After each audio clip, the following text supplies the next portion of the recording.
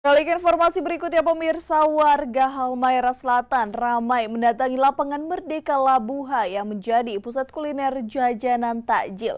Tampak beragam menu takjil diburu warga saat sore menjelang waktu berbuka. Momen Ramadan ini tak dilewatkan oleh pelaku UMKM lokal untuk menjajakan berbagai kudapan takjil. Inilah kondisi warga di Halmahera Selatan saat berburu takjil di bulan Ramadan. Tenda berukuran besar yang berdiri tepat di lapangan Merdeka Labuha ini menjadi pusat jajanan takjil. Pasar dadakan ini sudah menjadi tradisi setiap momen Ramadan tiba. Tampak warga ramai berdatangan membeli aneka takjil saat sore hari sampai menjelang waktu berbuka. Beragam menu yang disediakan di sini mulai dari gorengan, kue dengan berbagai jenis hingga minuman dengan varian rasa. Ada pula makanan berat yang tersaji, diantaranya ubi rebus dilengkapi sayuran serta daging ayam dan ikan. Pembeli dapat merogoh kocek mulai dari belasan hingga puluhan ribu rupiah. Seminggu ini menurut pedagang berbagai kudapan yang tersedia di sini selalu laris diburu pembeli.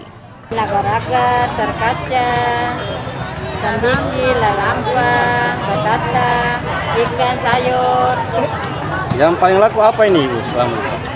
Semua. Semua yang paling laku? Semua. Dari mulai jualan jam berapa sampai? Jam 3. Jam 3? Iya.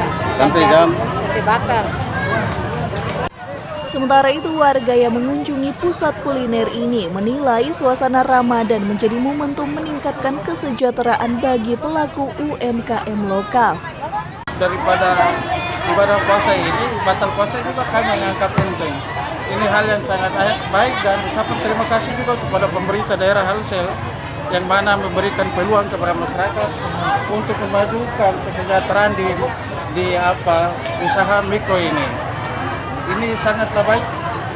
Pelaku UMKM atau penjual takjil di sini didominasi oleh kaum perempuan, di mana setiap Ramadan kerap memanfaatkan kesempatan ini untuk menjajakan menu takjil. Dari Maluku Utara, Opik Syarifuddin melaporkan untuk Kawanwa TV.